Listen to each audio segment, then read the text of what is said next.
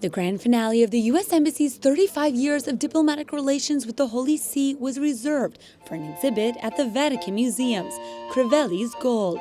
The three religious pieces by the Venetian artist Carlo Crivelli reveal the height of the 15th century in the colors, most especially the signature gold. Carlo Crivelli was the exponent of an important phase of the late 15th century art development.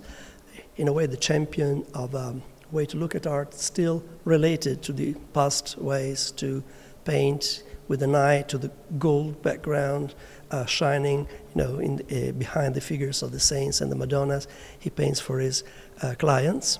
The works have recently been restored after much study and careful attention to recreate the original colors and details.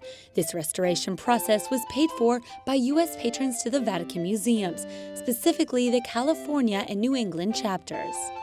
Inside the Vatican Museums, the United States Ambassador to the Holy See, Callista Gingrich, thanked these patrons for their donation and recognized the rich history behind them. The patrons are a part of a long tradition of American generosity, dedicated to preserving and restoring the vast collection of art in the Vatican Museums. This tradition is what brings us together this evening. Today, U.S. patrons fund approximately 80% of all restoration projects at the Vatican Museums.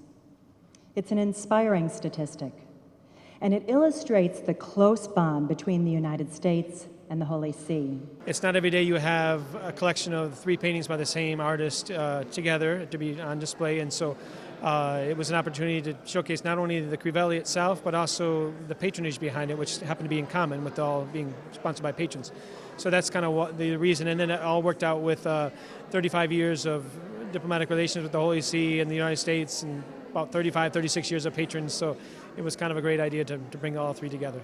The Crivelli's Gold exhibit thus demonstrates the collaboration between the Vatican Museums and the U.S. Embassy to the Holy See that began 35 years ago with then-President Ronald Reagan and St. John Paul II.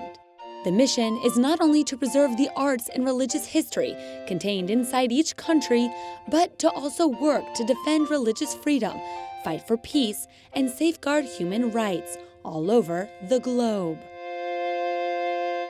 Rome Reports is now available on your TV. Thanks to our new app, Rome Reports Premium, you can watch exclusive content, documentaries, special reports, analysis, and more. You'll be able to access Rome's most recent news, now in HD and without commercials.